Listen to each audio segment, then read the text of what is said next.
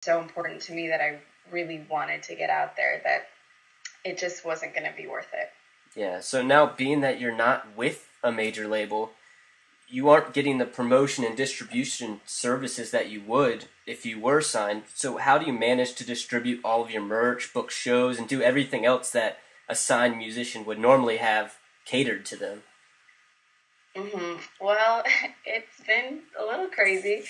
For a while, I was shipping out all of my merch by myself, which was cool, and it was cool to see orders come in and then be the person actually writing a little thank you note and shipping it back out.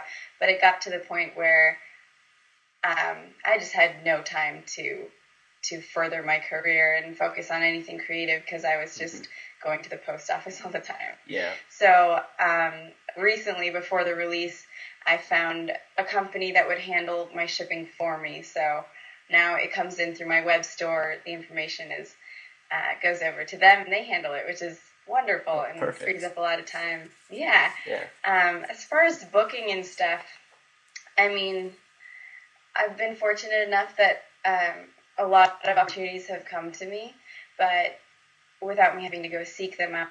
But definitely coming up in the spring and summer, trying to book some tours. So hopefully I can find an agent by then and kind of really get out there.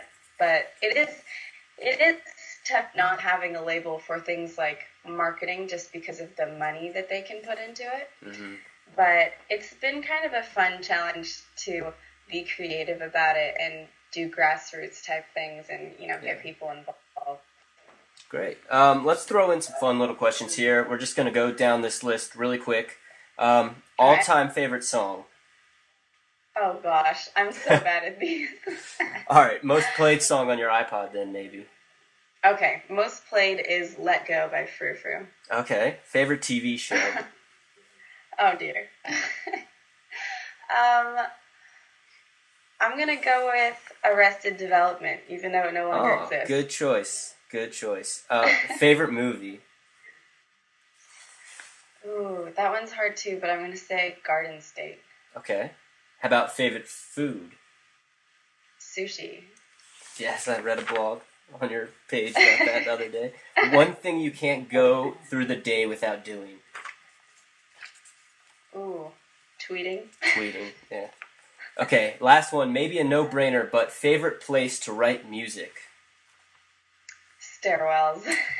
Perfect. Now we can transition into stairwells. Let's talk about it.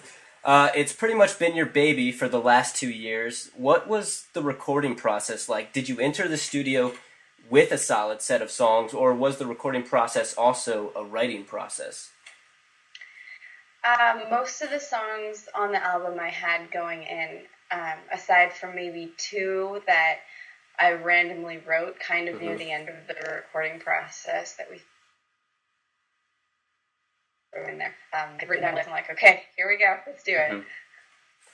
What's your favorite song on the album?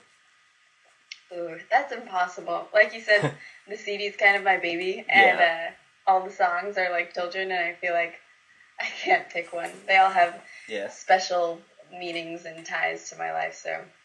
Okay. So I was looking at some pictures of your album release party at the Dakota Lounge, and I came across one photo that stood out, and it was one of your fans had your logo shaved into the back of his head. First of all, you have a wonderfully personal relationship with your fans, but what were your feelings while you were playing your music to all of these dedicated fans and supporters at your release show? It was pretty incredible and very overwhelming and emotional.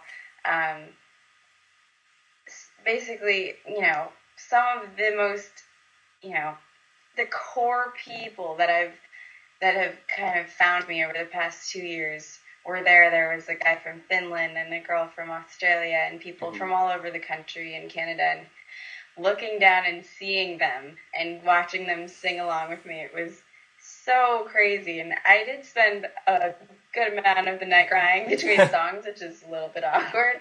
But it was just so cool to me to think that, this has just been built because people are connecting with each other, and it was a really powerful thing. Yeah, how do you manage these relationships? I mean, there's tons of people that are probably contacting you every day. How do you deal with that?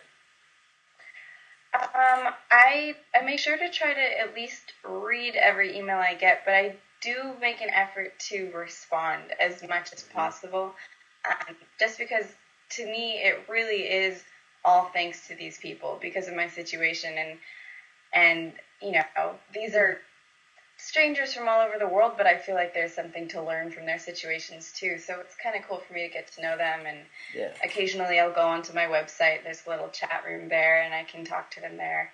So it's just important for me to try to connect. Yeah. In one of your blogs, this, sort of talking more about stairwells here, but in one of your blogs and other interviews, I've read that you used to write these songs in the stairwells of USC when you were a student there. And so now we flash forward to today, and we can see that your album's titled Stairwells.